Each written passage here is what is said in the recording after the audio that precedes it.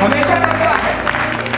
वो जानते हैं कि वो यहां कितना भी गोडसे को अपने दिल में बिसा लें, लेकिन जब उन्हें अमेरिका जाएंगे या दुनिया के किसी भी देश में जाएंगे तो कोई एक जो बाइडेन खड़ा होगा और उन्हें बता देगा कि अमेरिका तो गांधी के रास्ते पर चलेगा। उन्हें ये बता देगा कि देश दुनिया गोडसे और सावरकर के विचारों से नहीं चलेगी, गांधी के विचारों से चलेगी। तो इसलिए डरते हैं। कांग्रेस पार्टी ने यानी कि पंडित जवाहरलाल नेहरू जी आगे बढ़े और उन्होंने मौलाना आजाद को अपने सीने से लगाया और उन्हें अपनी पहली कैबिनेट में शिक्षा मंत्री बनाया। अगर मैं थोड़ा और ईमानदार हो जाऊं तो मैं ये पाता हूं कि वो कांग्रेस ही है जिसने इस देश का जो सबसे बड़ा पद है, जिसे संवैधानिक तौर पर माना जाए तो सबसे ताकतवर वाला पद है प्रधानमंत्री का, डॉक्टर मनमोहन सिंह साहब को इस देश का प्रधानमंत्री।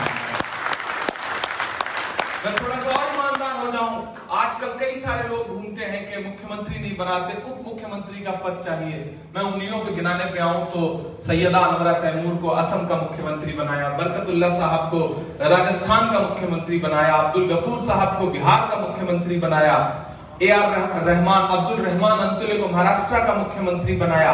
मैं पंजाब से बाहर निकल करके भी अगर आपसे बात करूं तो आप ये पाएंगे कि प्रतिनिधित्व रहा है, ऐसी बात नहीं कि प्रतिनिधित्व नहीं रहा। बूटा सिंह साहब का नाम कौन भूल सकता है। मौजूदा समय में भी केटीएस तुलसी साहब राज्यसभा में है, कांग्रेस पार्टी की ही तरफ से, आप इस बात को जानते हैं। प्रतिनिधित्व रहा है। अब बात क्या आती है कि वो प्रतिनिधित्व और इतना सब होने के बावजूद कम्युनिटी असंतुष्ट क्यों है। ये मैं अपने समाज से भी कभी कभी जब सवाल करता हूं और आपके समाज में भी खड़ा होकर के अगर बात कर रहा हूं तो इससे एक चीज ये समझ में आती है कि जो चीजें नेताओं तक डिलीवर हुई वो कम्युनिटी तक क्यों डिलीवर नहीं हुई। इसमें गलती आला कमान की नहीं है।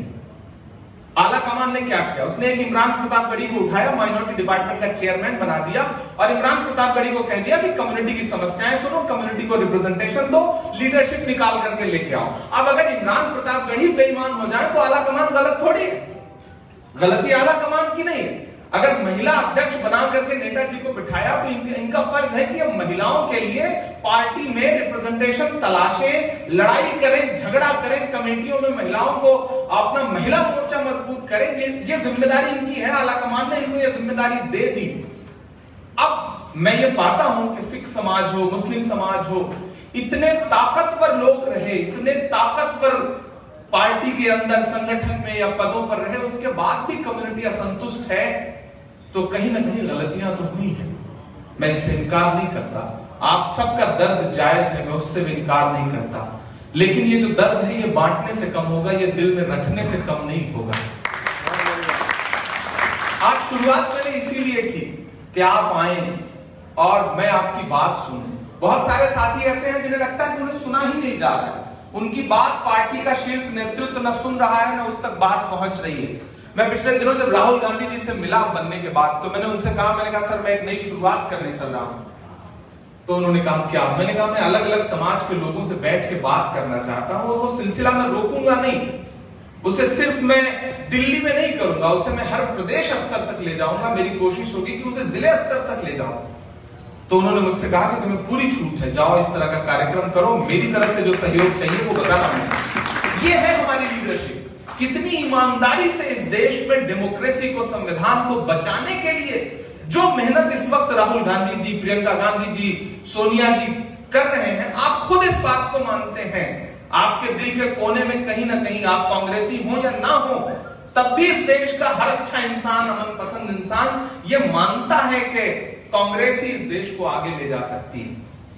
बात मेरे माइनॉरिटी डिपार्टमेंट की है, मैं माइनॉरिटी डिपार्टमेंट का राष्ट्रीय चेयरमैन हूं, लेकिन अगर यहां भी प्रतिनिधित्व की बात आएगी तो हमारा एक वाइस चेयरमैन सिख समाज से है, हमारे सेक्रेटरी दिलीप राजपाल साहब सिख समाज से हैं, हमारे नेशनल कोऑर्डिनेटर महेंद्र बोहरा जी हैं, वो सिख समाज से हैं। तो हमारे इस विभाग में भी रिप्रेजेंटेशन है, लेकिन मैं इसे और बढ़ाना चाहता हूं। मेरा मकसद आपसे खाली बातचीत करना नहीं है, जबानी जमा खर्च वाली बात नहीं है, मैं रिप्रेजेंटेशन बढ़ाना चाह रहा हूं। और मैं लगभग हर प्रदेश के अपने प्रदेश चेयरमैनों से यह कह रहा हूं कि आप जिस समुदाय से हैं उसके बाद कोशिश करिए कि आपकी टीम में हर जिलेवार स्तर पर सिख समाज, जैन समाज, पारसी समाज है नहीं तो बौद्ध समाज, सबका रिप्रेजेंटेशन दीजिए, लोगों को लाइए। हम राजनीति में क्यों हैं? इसीलिए तो कि हमें सम्मान मिले, हमें इज्जत मिले, हमें बिठाया जाए, हमें मंच मिले, हमें बोलने का मौका मिले, हमें अपने समुदाय की बात रखने का मौका मिले। हम राजनीति में इसीलिए आप अपना पैसा खर्च करते हैं। यहाँ मैं ऐसे तमाम बुजुर्ग देख रहा हूं जिनके पेशानी की झुर्रियां तक आ गई हैं, 50 साल से कांग्रेस की राजनीति कर रहे हैं, शायद कुछ ना हासिल हुआ हो, मैं मानता हूं कि शायद कुछ भी ना हासिल हुआ, लेकिन फिर भी आप कांग्रेस के लिए इतने वफादार हैं कि अगर आपको दिल्ली से एक आवाज लगाई गई तो आप हजारों किलोमीटर का सफर तय करके यहां आए।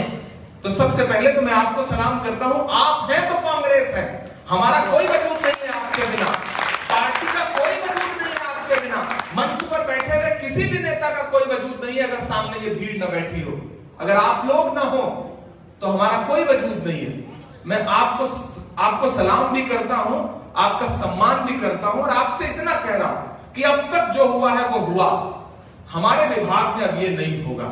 हमारे विभाग में जिलेवार, राज्यवार आपको सम्मान मिलेगा, आपको प्रतिनिधित्व मिलेगा और जिला कमेटियों में भी, मेन बॉडी में भी अगर आपको यह लगता है कि आपको सम्मान नहीं मिल रहा है तो मेरा दरवाजा खुला है। एआईसीसी में मेरा ऑफिस है, आप सारे लोग, मैं पिछले 4 महीने से लगभग 3.5-4 महीने हो गए, आप सारे लोग जो आते हैं एआईसीसी वो इस बात के गवाह हैं कि मैंने अपना दरवाजा खोल रखा है। मुझसे मिलने के लिए आपको अपॉइंटमेंट लेने की जरूरत नहीं है, आप सीधे आइए, आप मुझे बताइए कि छत्तीसगढ़ के फला जिले में मेन बॉडी में सिखों का रिप्रेजेंटेशन नहीं है। मैं आपसे वादा कर रहा हूं, मैं प्रदेश अध्यक्ष से भी बात करूंगा, मुझे जरूरत पड़ेगी तो मैं जिला अध्यक्ष से भी बात करूंगा, लड़ूंगा आपके लिए। और वहां मेरी बात नहीं सुनी जाएगी तो मैं अपने आला कमान से बात करूंगा, मैं राहुल जी से बात करूंगा, मैं प्रियंका जी से बात करूंगा, ये मैं आपसे वादा कर रहा हूं। यहां आशीष दुआ जी बैठे हैं, आप भी आप सोचिए कि आप भी एक बहुत महत्वपूर्ण प्रदेश में बतौर सा प्रभारी लगे हुए हैं और एआईसीसी में बतौर सेक्रेटरी हैं। एआईसीसी में आपका एक कमरा है, आप उन तक भी समस्याएं लेकर आइए। मुझे कभी कभी लगता है कि मुझे एक बात आई थी बीच में कि कम्युनिकेशन गैप है, संवाद नहीं है, आपसी बातचीत नहीं है। इस सिलसिले को थोड़ा आप भी शुरू करिए, हम भी शुरू करें। अभी किसी साथी ने 2-3 बातें कही थी कि हमारे जितने प्रमुख पर्व होते हैं उस पर कोई आला कमान के तरफ से बधाई संदेश नहीं आता। देखिए मेरे भाई, वक्त ऐसा आ गया है कि चारों तरफ से इतनी ज्यादा खबरें हैं, इतना ज्यादा इंफॉर्मेशन है, इतना ज्यादा कुछ उत्सव है या इतना ज्यादा कुछ दुख है। सोशल मीडिया एक बहुत बड़ा जरिया बन गया है। ऐसे में कभी कभी आपको अपनी बात डलवाने के लिए लड़ना पड़ता है। हमारे समाज के एक बड़े मौलाना का एक दिन इंतकाल हुआ, मैं असम चुनाव में था उस दिन, तो मुझे लगातार फोन आने लगे कि इतने बड़े मौलाना, मुस्लिम पर्सनल लॉ बोर्ड के बड़े जिम्मेदार आदमी, आप राहुल जी से बात करिए कि इस पर ट्वीट करें। समाज उम्मीद करता है अगर आप किसी अहम जगह पर हैं। मैं असम में सुदूर अंचल में था, मेरा नेटवर्क भी नहीं आ रहा था, मैंने मैसेज किया, उनको आगे ले जाने की राजनीति की। बहुत सारे लोग बीच में छोड़ के चले गए, बहुत सारे लोग ऐसे आए जिनको पार्टी ने सब कुछ दे दिया लेकिन वो छोड़ के चले गए। मुझसे किसी मीडिया के साथी ने सवाल किया, ये छोड़ के चले गए, वो छोड़ के चले गए, आप क्या कहते हैं इस पर? मैंने कहा उनका सवाल हमसे मत पूछिए, जिनको पाल पोस के कांग्रेस पार्टी ने बड़ा किया, अगर वो चले गए तो उनका सवाल हमसे मत पूछिए, उनसे पूछिए। अगर बेटा बाप को छोड़ के चला जाए तो गलती बाप की नहीं होती है, बेटे की होती है। और राहुल जी जो लड़ाई आरएसएस की विचारधारा के खिलाफ लड़ रहे हैं, भाजपा की विचारधारा के खिलाफ लड़ रहे हैं, वो लड़ाई बहुत मुश्किल है। कांटे गुल के साथ नहीं चल सकते हैं, बुज़दिल खुल के साथ नहीं चल सकते हैं। रास्ते में जो छोड़ गया उसे जाने दो, सब राहुल के साथ नहीं चल सकते हैं। ये लड़ाई बहुत बड़ी है, हमें इस बात को समझना पड़ेगा। किसी मेरठ के साथी ने, मेरठ कैंट के साथी ने कहा है टिकट की बात